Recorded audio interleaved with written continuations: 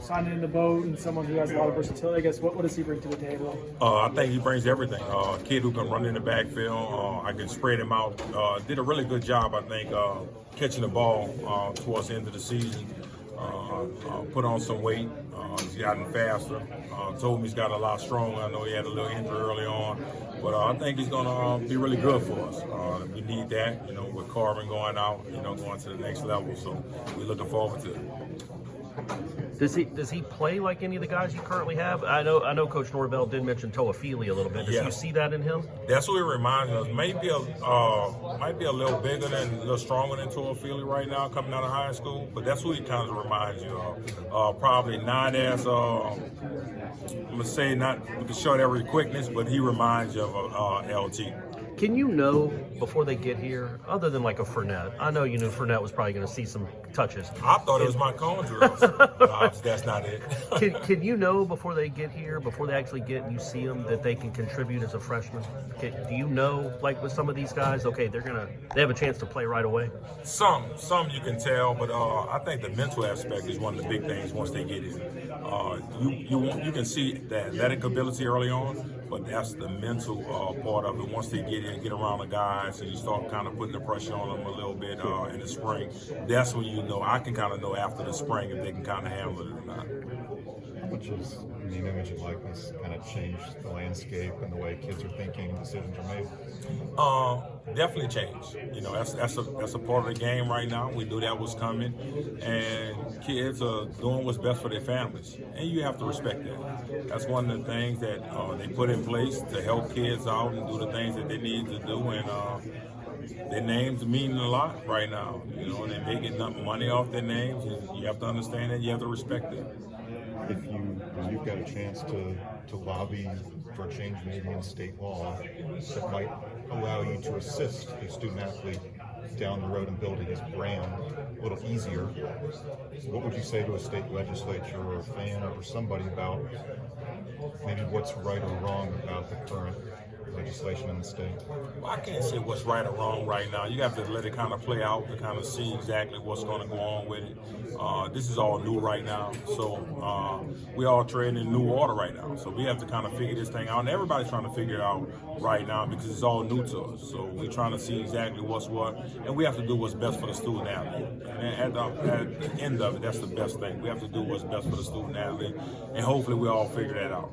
You said you're treading in water, but with the NIL and then the transfer portal, I bet it feels sometimes like a mad river, like a river flowing. How do you keep track of the high school kids, and also there's kids out there that are playing at other schools that might be interested in Florida State? Like, I assume that just makes all of y'all's jobs that much more, I don't know if complicated is the right word, but more extensive.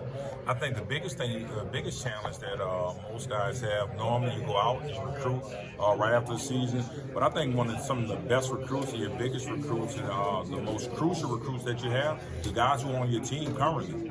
You have to re-recruit those guys every year. I think that's really important, like you said, with the transfer portal. So you have to make sure you maintain those relationships before you go out to try to form new relationships. You don't want to leave and try to bring in new guys and check your Twitter and you're like, oh man, the guy went in the portal and I forgot to call him before I left.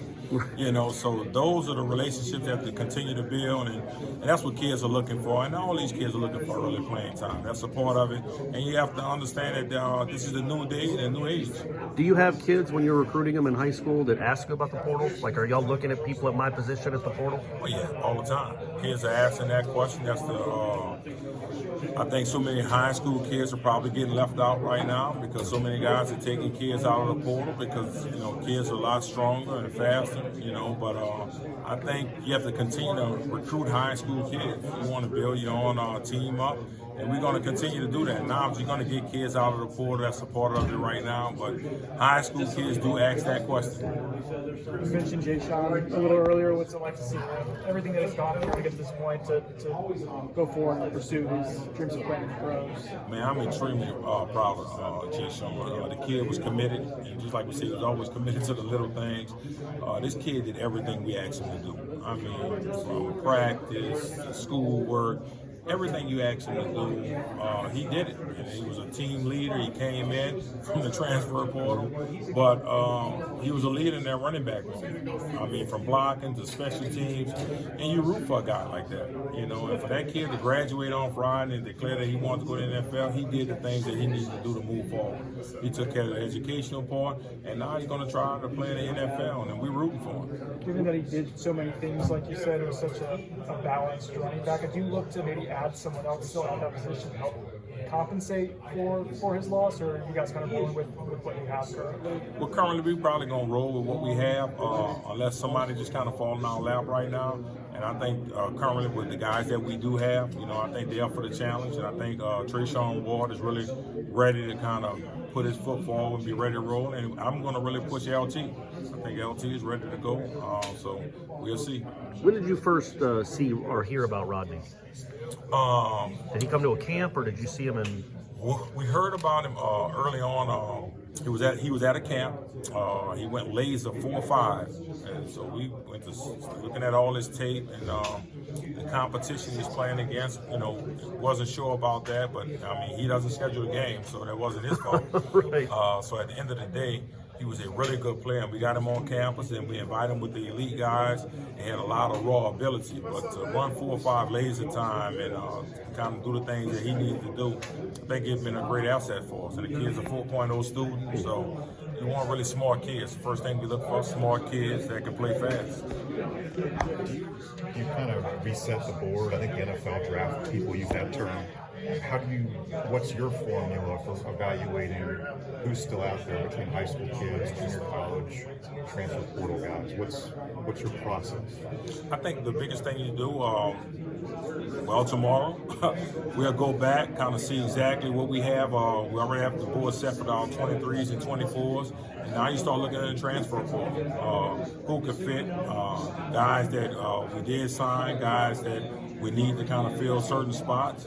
So you try to see if you can fit them with transfer portal guys. Just kind of looking forward to the 23 kids and 24 kids and different things like that to make sure, you know, everything balances it out. You know, so but you definitely look to the transfer portal at this point because to kind of get some guys in who will be ready to play.